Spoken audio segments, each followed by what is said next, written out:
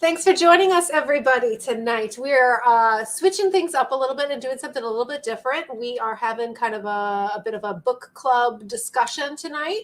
We're hoping that everybody tuning in will join us, even if you haven't read the book, and maybe it'll inspire you to check it out. We have had Doctors McClure and Reed on previously to talk about hacking deficit thinking, and it really, we love them, and they have amazing things to say, and so we've all been interested in the book and said this will be a good we can do a little bit of a deep dive into there. And as I was reading it too, I was I felt like some of the things that I'm reading, I'm like reading it in their voices, and I'm just like I could just picture them saying that, and so it was really fun. But anyways, welcome.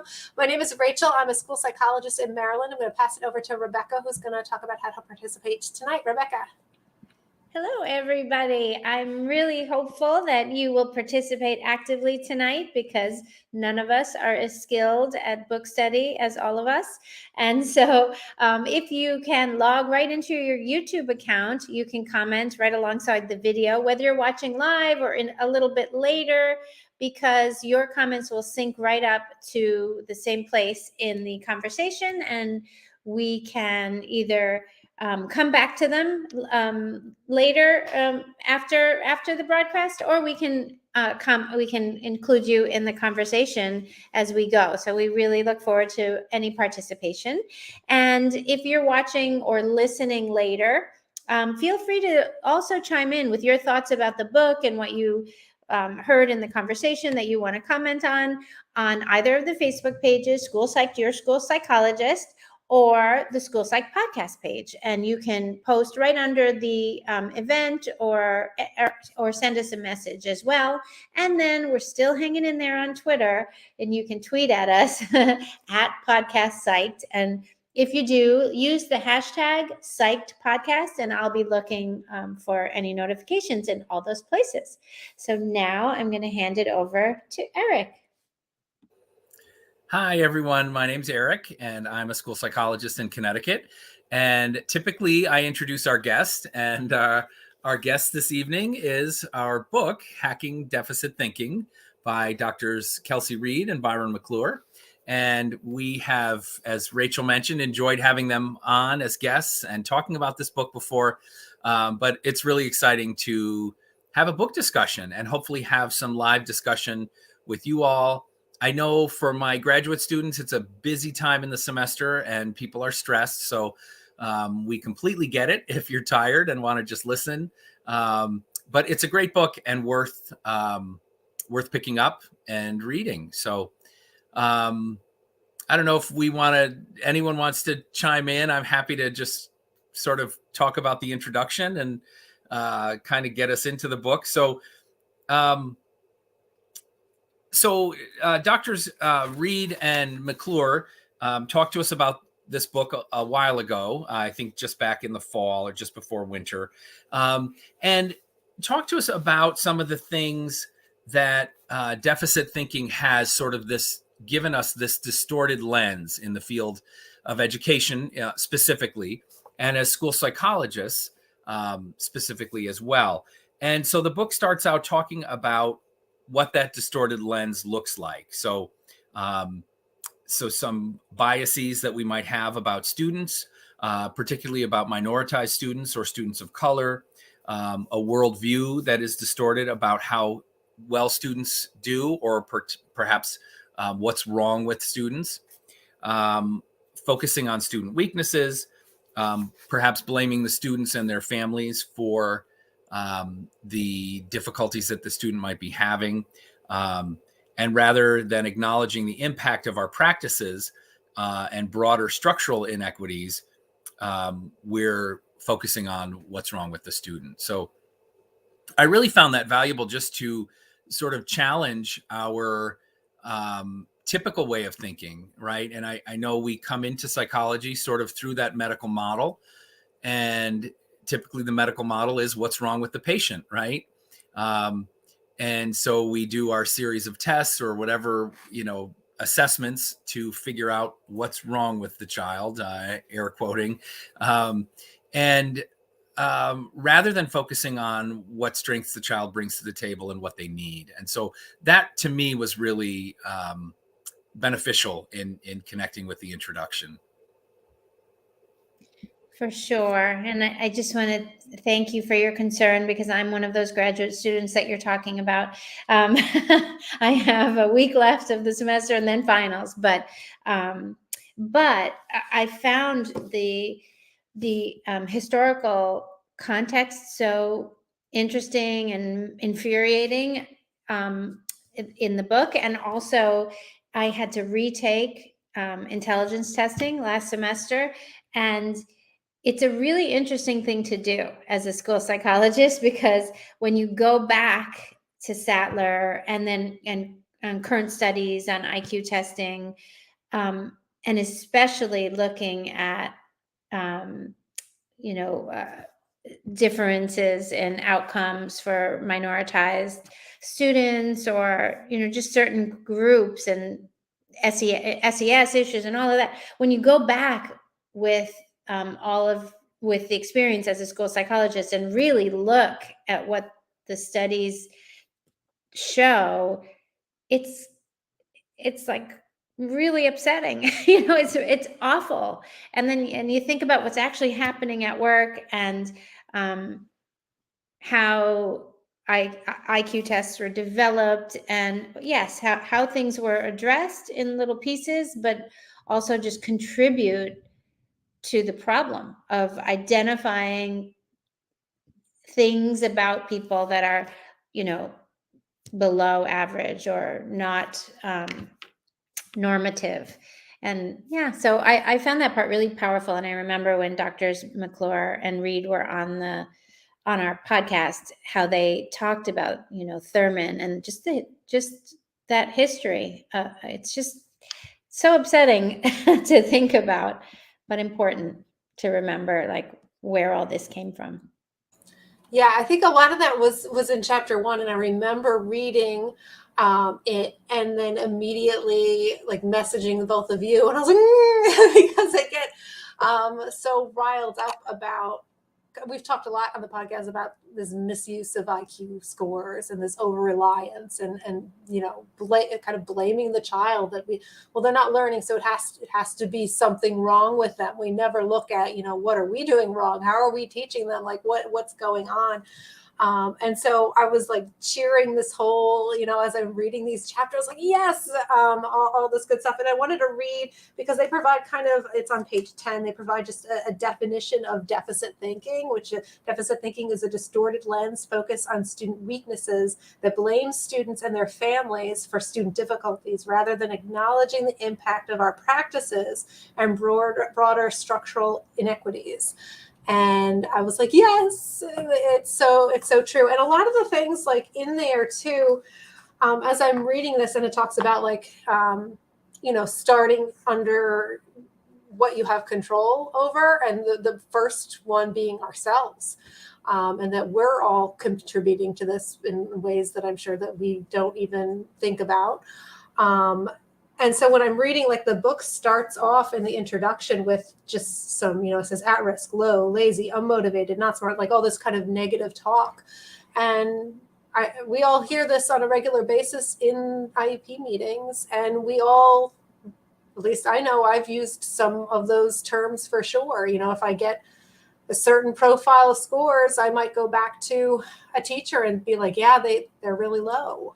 And so yeah, I mean, we're all contributing to this, and it's really started to make me rethink just how I'm so casually. I think we're all looking to convey meaning to the scores and whatnot quickly to other people and in passing. And so it's, kind of an easy way to just, there's so much information, and we take the easy way out and just attribute that type of terminology to it, when obviously that's not the full picture. And the book talks about how that's not helping, and we need to have a more positive spin. So I really liked the introduction and the first chapter for sure. And yeah, so that was my thoughts. Oops.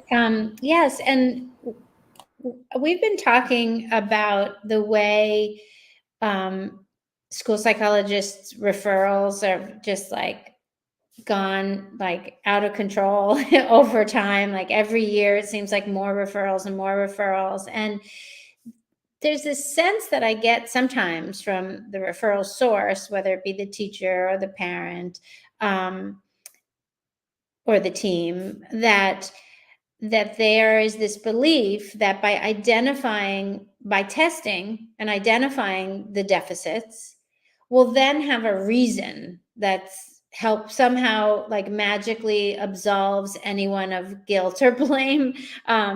That, oh, the child's not doing well because of their, processing speed or something, wild like that, completely inappropriate like that.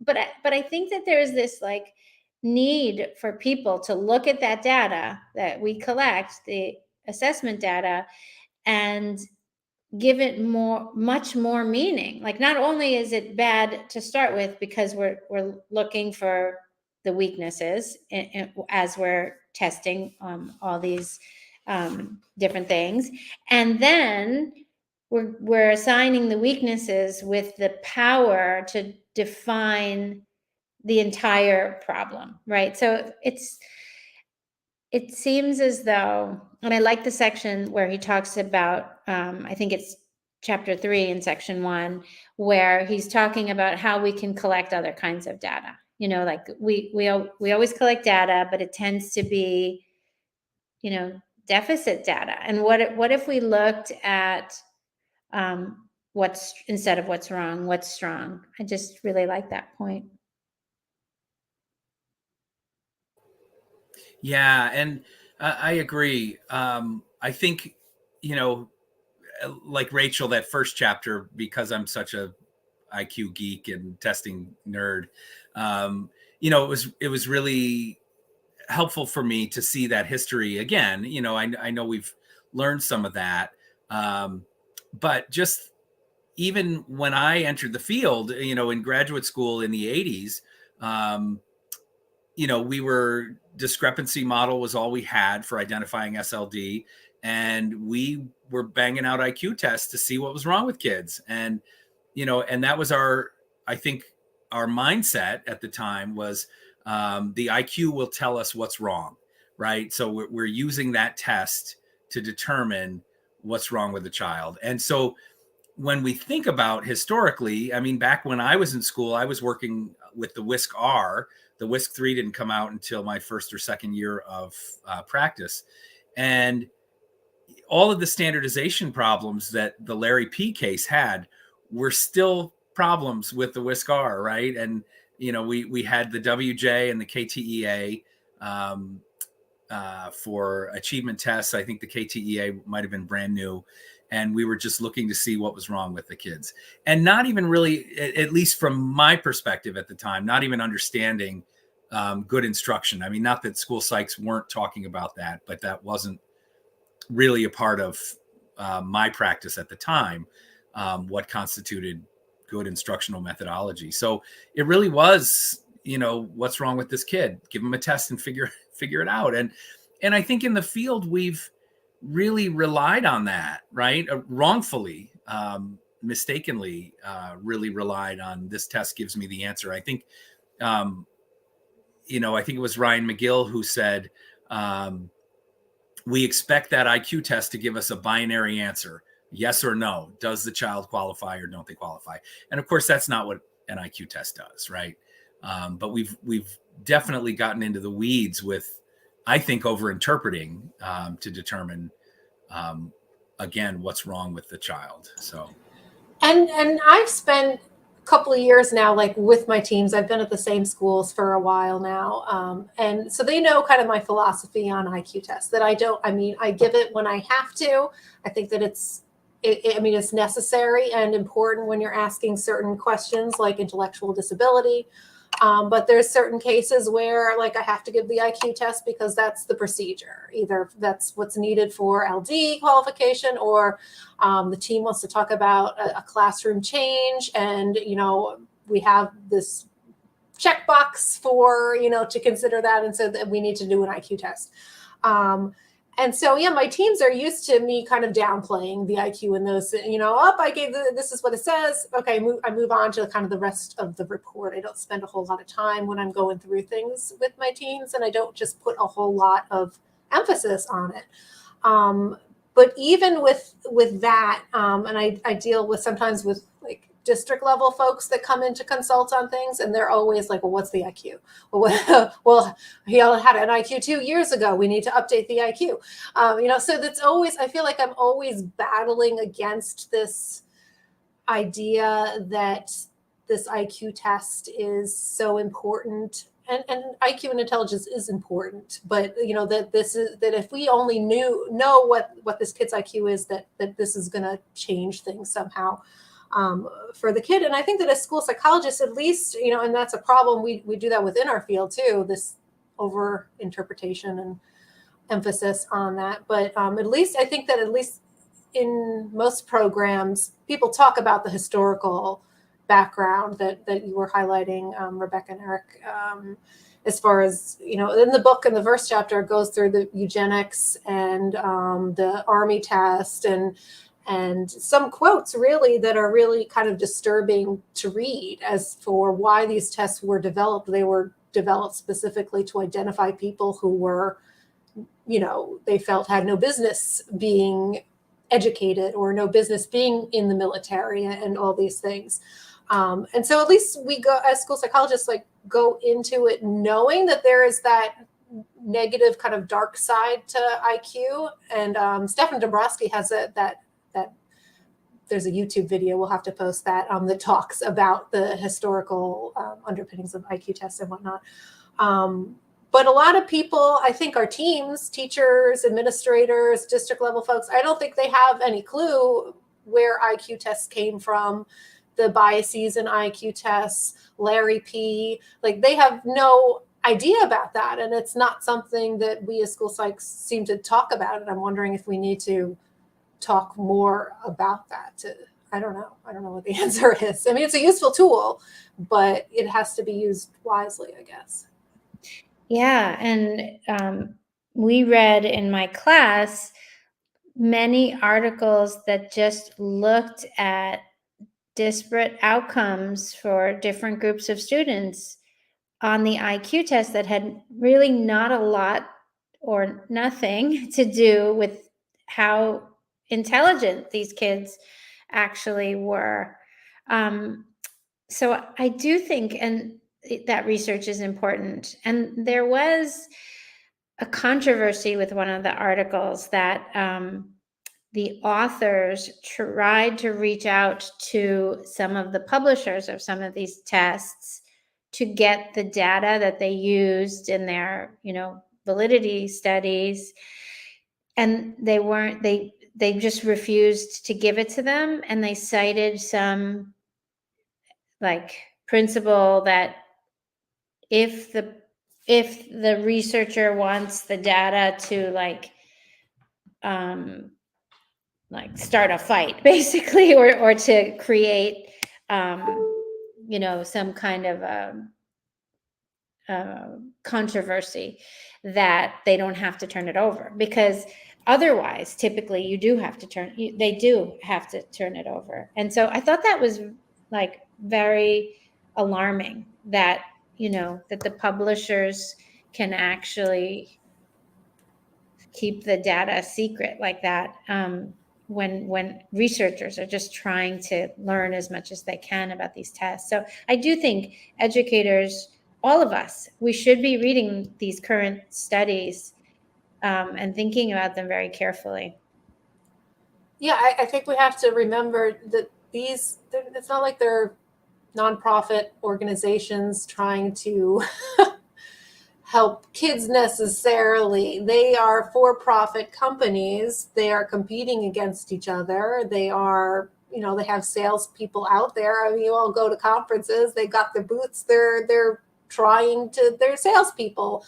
And yeah, I won't name names, but I know that we've talked to some researchers at NASP and whatnot that have said that very thing that you're talking about, Rebecca, that they've tried to get data from testing companies and they just don't provide it because they don't want to be open to being picked apart, or that maybe they didn't run the stats in a way that they should have. So they really, they put the bare minimum, I think, in, and really the best looking stats in the manuals, and to get anything beyond that is difficult, and they're really hesitant to do that. And so it's kind of like this idea of big pharma like being, and I know that there is, like, I don't want to sound like a conspiracy theorist that all medical people are out to I'm a big firm believer in vaccines and all these things, but there is something to say that there's a lot of money in some of these things. And obviously I think COG assessments to a lesser extent than like a pharmacy type a scenario, but yeah, there's all sorts of conflicts of interest, and we can't just take things right. And as much as we admire the brilliance of some of the original creators of these tests, like the actual scientists, the professors and the psychologists that are writing these tests, once they sell them to a publisher, they lose all their rights over it too. Like, and they are also not able to share their data, their original data, and anything like that. So it's not that it's sort of like bad psychologists, like ha ha ha ha. Let me hang on to my data. It's just the system, and like this book goes on to talk about, a lot of these systems that it's like these cogs, and they just turn, and one wheel turns the other, and it's hard to change because it becomes so intricate. And so that the system in which tests need to be copyrighted and the publishers need to like take ownership of them, and creates a problem for science for doing the right thing by kids.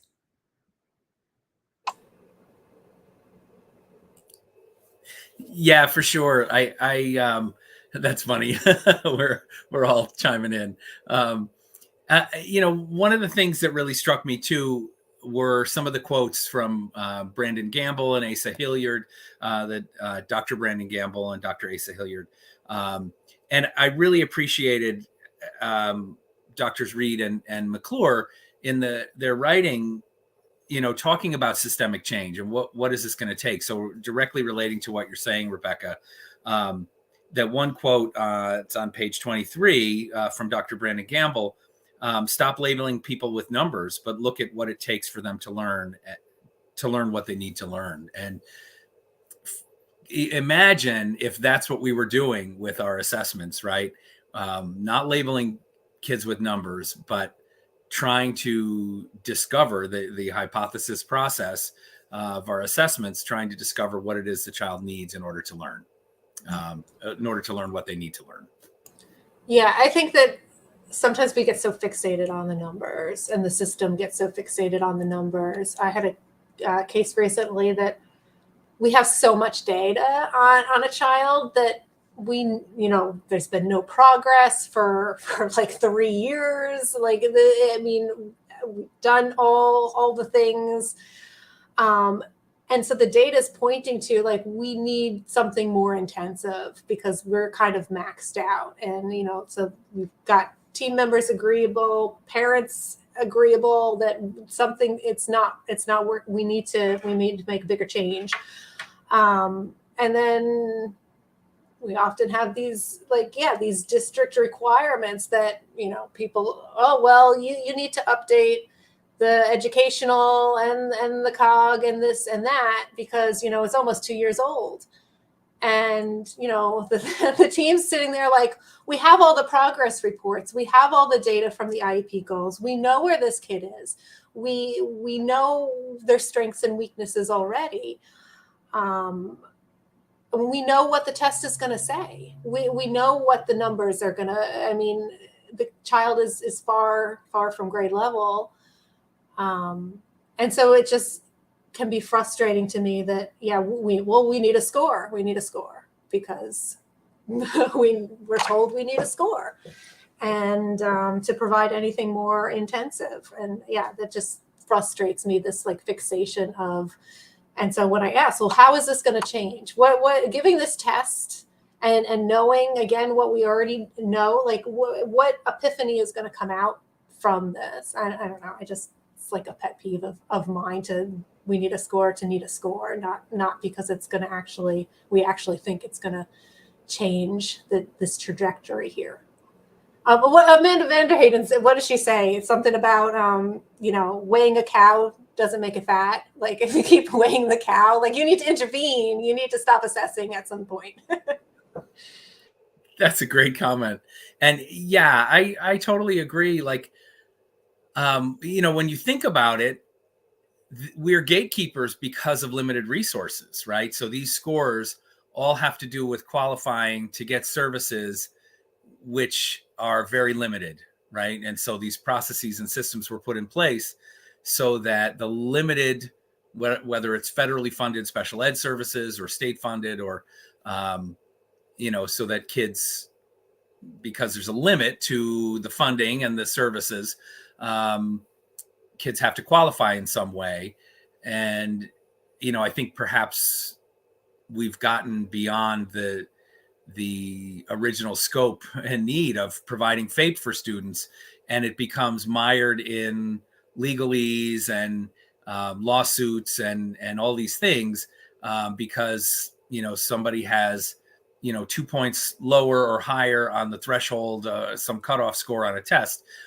Well, let's just give the kid what they need rather than fighting over a test score. But because our services are limited, we have to figure this out in some way. And it makes me think of, I think it's Iowa that has non-categorical. I think we've all talked about this in the past. And I think at one of our NASP conferences, we ran into some folks from Iowa and never ended up having them on the podcast. So maybe this is fortuitous that we need to have some of these folks on the podcast and talk about what does that look like for them, and are they able to provide kids what they need without falling into the categorical special ed process? And then how do they test, and what does that look like? That's so true, because I've wondered about that. We need to have somebody on there, and I wonder why other states haven't, unless maybe it doesn't work. Maybe that's why nobody else is. I don't know.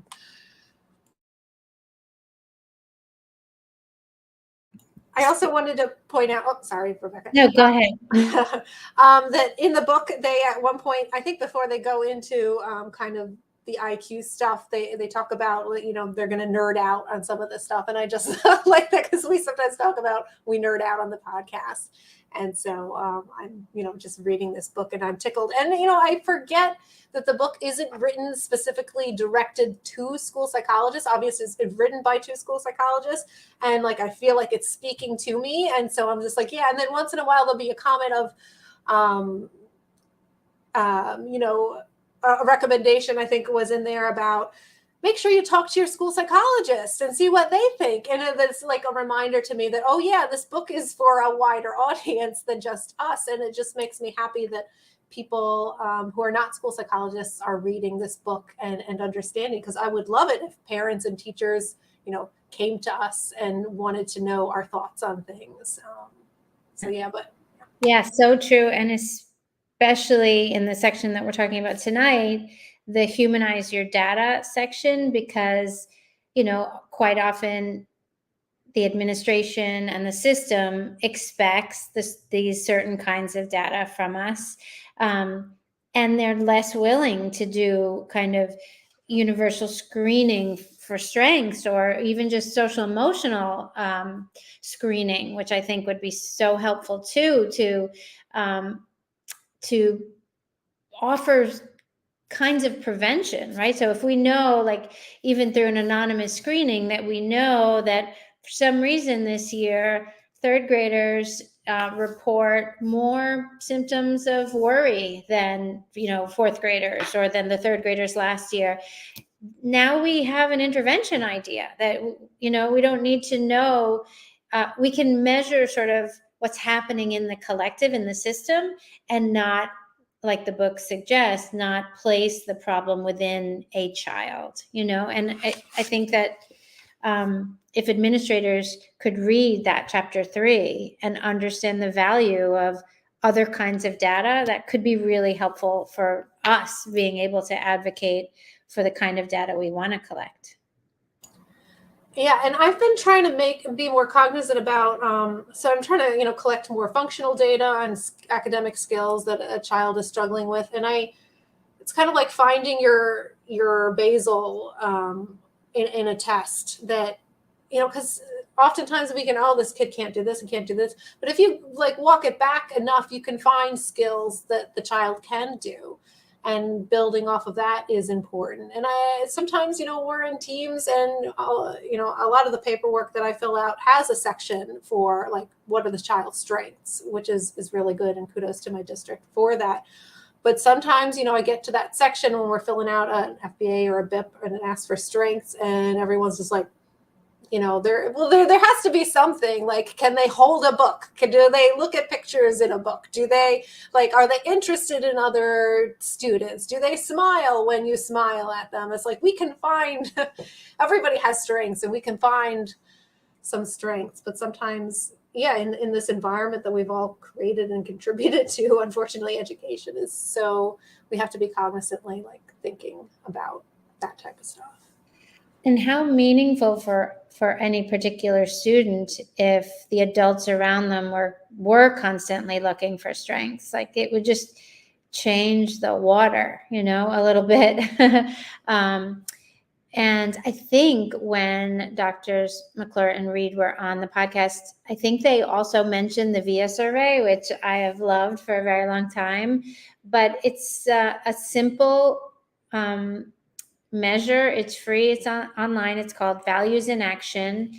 And I think it's viasurvey.org or something. But if you look up Values in Action VIA survey, you'll find it. It's from Martin Seligman's work at the University of Pennsylvania, he and his colleagues.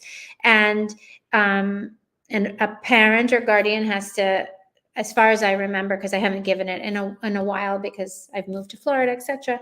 But but a parent or guardian has to sign up the child, and then it takes about 15 minutes, and they answer all kinds of age-appropriate questions, and then they get, at the end of that, rank order of their character strengths.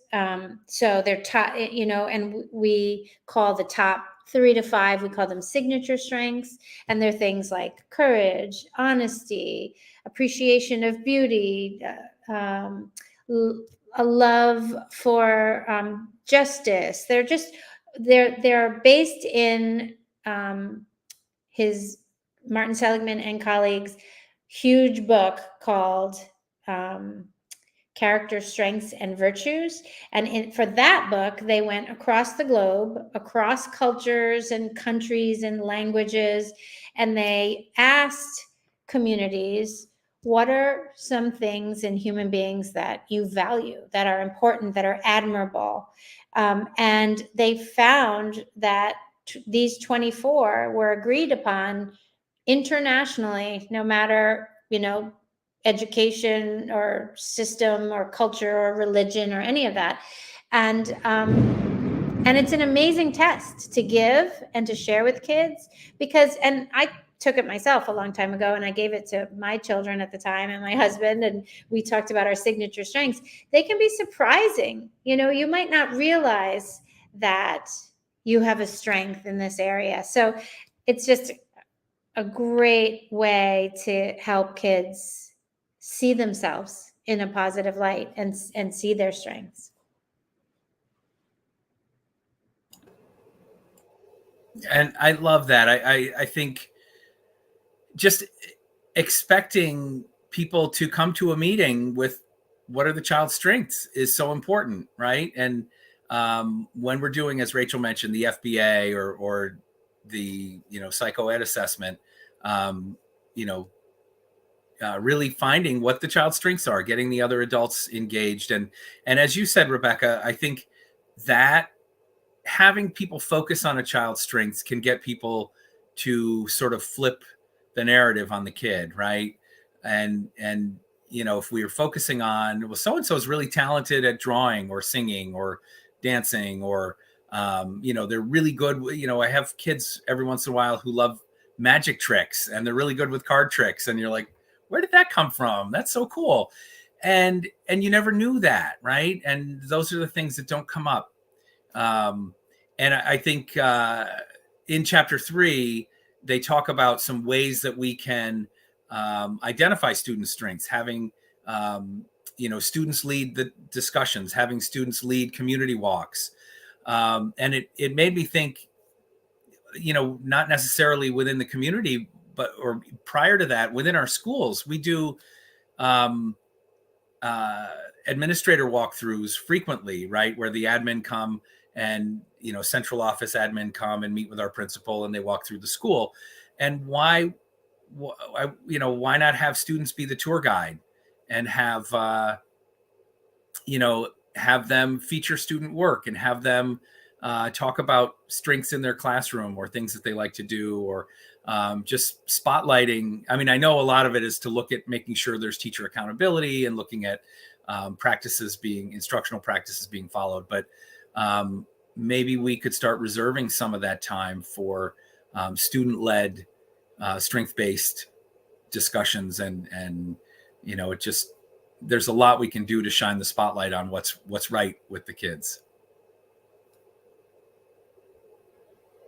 Yeah, I liked mentions of that in the third chapter, just like the simplicity of ask the student, and there was along the way something about a teacher saying that she felt that she got such great data from just asking the student what they felt about their reading and what they were good at with their academics, and she felt that was even more valuable than any test score, and just listening to the kids and listening. And we've had some guests on that have said, sit down and listen to the kid read. If reading is, and figure if that's the reason for referral, and it makes more sense that, ask the child, how do you feel about reading? Like, what do you see as your strength? So I think that that's something that we forget to do sometimes. I know I definitely forget to do. I'm purposeful when I do my parent interview. I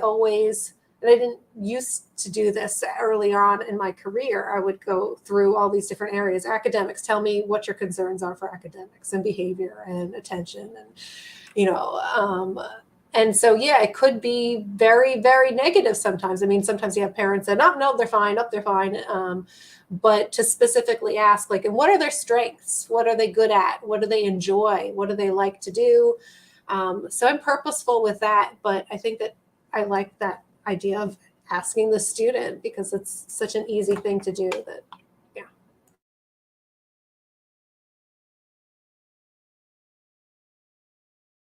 And I feel like you have a thunderstorm going on behind you, Rebecca. I'm seeing flashing. I saw flashes, right? I do. I have a thunderstorm, and I was making my dog bark, so I'm staying muted for a little bit. Aaron? One of the things that I really like about the book too is at each chapter, there's a section sort of on how to apply what we've read, right? So there's sort of an initial, what can you do tomorrow? What are some ways we can dive in right away? And then, next, what kind of blueprint for full implementation can we look at? So how can we really look to implement these strategies over time? So I think, it's really practical. And then they give how to overcome pushback. If you're receiving pushback on this, what can you do? And so I think as we're reading this, it becomes really practical, because you can just, it's a good read, but it's not so heady. It's not looking at a book full of statistics. You can breeze through it and go, wow, this makes a lot of sense pretty quickly. And so I like that it's very practical. And you have that sort of, here are some next steps you can do right away. Here are some next steps, to really implement some systemic change, or sustained work, and then how can we overcome the pushback that we're going to get through this. So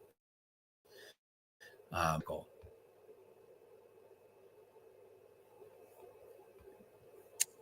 For sure. And I'm thinking that many of you out there are listening, are tuning in, not live. And so you're not here with us in the discussion, but I really would love to know. I know we got a few retweets on Twitter and likes on the Facebook pages. So I know people are reading the book and thinking about it. So I'd love to know anything that you thought as you were reading these first 3 chapters. Like what did it make you think of? What are you noticing in your neck of the woods? And maybe kind of what's one small thing we could take from chapters 1 through 3 to do a little differently. For me, I'd like to continue to advocate for some other kinds of data collection because, especially since the pandemic, I feel as though, there's lots of areas in which we could intervene that are related to academic performance, but not directly on academic performance, because often the reasons that kids are not doing as well as they could, as well as we'd like them to academically, are social and emotional reasons, right? And I just see so much of that in our schools and the schools that I work with, and want to figure out, how do we address this? What can we do? I was having a conversation recently with some school psychologists who were saying, the feedback from their schools about how kids are doing is they can't seem to sit still for as long. Their attention spans are different than they were before, and lots of theories. Is it social media? Is it technology? Is it, who knows what it is? But did we ever stop to ask any of those kids with those reported challenges how they feel about being in school? Because, when I'm really engaged and interested and feeling good about myself and what I'm doing, I'm sitting pretty still. But if I'm bored and tired and hungry and mad, I'm also not sitting still, and I'm not able to focus and just not happy to be there. And so I really want to know how kids are feeling in order to know what I can do. That's such a good point. And I've been playing around with my psych reports too, as far as I've been adding in a new section because we're revamping some SLD stuff, and it's kind of has a heading along the line of other impacting variables, or along the lines of kind of the exclusionary factors and stuff for SLD. Like, what else other than these test scores that maybe we have could be contributing to the problems that we're seeing. And so some things that are going in that section are what you're other hypotheses, alternate explanations for just kind of like what you were saying, that if there's social emotional difficulties going on, if there's trauma, if there's hunger, if there's family issues, if there's bullying, and so just anything else that could be contributing to the reason that this child is getting a psych report in the first place. And I feel like talking about that type of stuff is something that I want to try and do a little bit more of, because then once we talk about some of that stuff, then we can do, I feel like I can write recommendations and start to get the team thinking about what else can we do. It's not just there's a low processing speed score, the working memory is low, there's this other thing, and there's inattention, and maybe what does that inattention do to, like you were saying, and kind of just having those conversations. But, good stuff. And if we think about that, based on many of the the articles that we've all shared and read, and people who we've interviewed, we know that IQ only accounts for about 50% of the variance in the achievement scores, right? So we really should be asking that really, crucial question when we're assessing what are the other variables that are accounting for the 40% variance in the achievement, and and what strengths and resiliency factors does the child bring that are supporting them. I loved one of the quotes. I don't remember whether it was Dr. Hilliard or Dr. Gamble, but it was something to the effect of assume that every child is a genius, right? And so they have the strengths, they have the genius inside them, and it's our job to sort of find it and help them unlock it. And it goes along with that philosophy from Ross Greene. Kids do well when they can. So if they're not, what's interfering? And Rebecca, I really like that VIA character strength survey. I'm going to check that out, and I hope that some other people do too. Yes, do it for yourself. I believe you have, the youngest is 9 to take the survey, but it's really wonderful to take it yourself. And if you do, let us know. Maybe we could have a little VIA check-in. Let's do that for our next book study. So we'll all maybe take it. I mean, you've already taken it, Rebecca, Yeah. but I haven't taken it, so I'll take it. Maybe I'll get my children to take it too. We'll experiment on them. Yeah. And maybe anybody who's watching, if you want to take it, and then join us next time and let us know what you think. Okay, and so next time we're talking about section 2, which, let me see where that begins. With the reframes 4 through 8, we can hack deficit thinking, build on student strengths, differences are strengths, tap into school-wide strengths, and educators deserve to flourish. That's so true. So yes, we'll do section 2 next time, thinking, believing, and flourishing, which would be a great section to talk about our strengths and how we can apply them to our own flourishing as well. And just hearing those titles and subheadings and whatnot, I feel like the whole book is like poetry, like the way that they just, they have a way with words. I feel the two of them, so it's nice. Makes for a good read. All right. I think our next, so we're down 5-7, and I haven't put out the link yet, but we're going to be talking with a neuropsychologist who is frequently on some of the Facebook message boards and whatnot, and has been giving really good advice. And I know she has a private practice, and so we'll be chatting with her, and that'll be exciting. And then after that, Dr. Faustino, right, Eric? I think you've talked to him. Will be coming on, who is our president-elect for NASP. So very exciting. Very exciting. Well, everyone, good luck in whatever you're up to this coming week and the weeks ahead, and we hope to see you next time. Bye, everyone.